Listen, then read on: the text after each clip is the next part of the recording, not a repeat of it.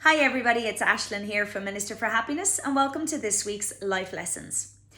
Each week I share an inspiring story, one for you to reflect upon and hopefully take the lesson into your life.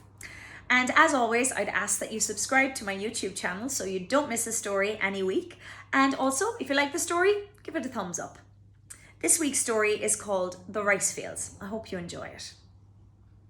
A long time ago in a faraway land, there was a small village. On one side of the village was the ocean, and on the other side were high mountains. A few of the people in the village worked and made their living by fishing. But most of the men, women and children worked in the rice fields that were high on top of the mountains. Every morning, the villagers climbed the mountain path to work. Every evening, they trekked down the mountain to sleep in their huts in the village. Only a grandmother and her granddaughter, whose name was Hanoko, lived on the top of the mountain, where it was their job to keep the fires lit at night to scare off wild animals who might eat the rice.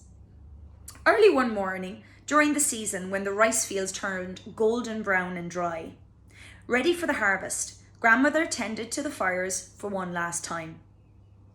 Down below, the villagers began doing their morning chores before climbing the mountain to begin their day's work. As she did every day after stirring the morning fires, grandmother went to the mountain's edge to watch the sunrise. But on this day, she did not see the sun coming up. Instead, she saw what brought her great fear. As quickly as she could, she ran to the hut where her granddaughter was sleeping. "Hanoko," she called, "get up, get up. Wake from your sleep, Hanoko, get up." "No, grandmother," she said, "just let me sleep for a little while longer. I'm really tired. Please let me sleep for a while longer." "No, Hanoko, get up right now and do as I say. Get a burning stick from the fire right now." Hanoko knew she must do as she was told because she had never heard her grandmother so excited in her life. Without knowing why, Hanoko went to get the burning stick from the fire, and soon as she could, she joined her grandmother, who was standing near the fields. Grandmother cried out a command, "Burn the fields!" "But grandmother," Hanoko cried, "we cannot burn the rice fields. This is our village's food. Without this rice, we will all starve."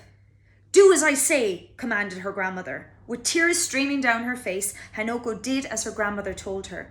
She touched the burning stick to the field and set the precious rice fields on fire. Soon, huge clouds of black smoke were rising up into the sky from the rice field on the top of the mountain. Down below, the villagers saw the smoke, and in moments, every woman, man and child of the village came running up the mountains. When they reached the top, they could see all the flames destroying their precious rice. Their whole crop was ruined. "What happened?" they all cried out. "How did this horrible fire begin?" "I set the fire," grandmother told the villagers. "What? You set the fire? You stupid old woman. You have ruined our rice crop. We will all starve. What were you thinking? How could you do such a stupid thing?" "Look," said the grandmother as she pointed out towards the sea. "Look at the fierce storm that is coming towards our shore. In less than an hour, gigantic waves will hit this little village and everything will be destroyed." The people stood quietly watching, and before long they saw that grandmother was absolutely right. The great storm brought 25-foot-high waves onto the shore, and every hut in that little village was crushed under tons of water. The villagers looked down at their little village where it lay in ruins, and they looked around at the rice fields all burned down.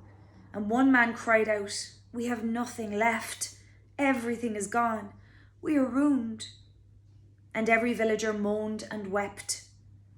But one woman said, "All is not lost. We have our lives. Everyone has lived through the storm." And the village elder said, "That is right, my children. We have the gift of life. So, this afternoon, we will start all over again. We will build new huts and we will plant new rice fields. But first, we must thank grandmother. Far from being a stupid old woman, as some of us called her, she is really very wise and brave. Grandmother saved all our lives. For if we had not seen the clouds of smoke from the fire she set, we would not have been able to run up the mountain so quickly. and we would have all been trapped under the storm and the water. And the rest of her life, for the rest of her life, grandmother was honoured by the villagers for her wisdom and courage.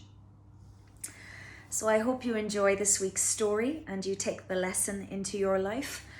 And personally, I take from this that sometimes when we're instructed to do something, our own egos can get in the way and we think, it might sound stupid. But sometimes people have our best interests at heart. So maybe not always questioning and just looking at the bigger picture and asking why might be useful to us to prevent us from being crushed or destroyed in some way, shape or form. Unnecessarily anyway. So as always, I'd ask that you like and share, and until next week, stay healthy, stay happy and stay safe. Bye.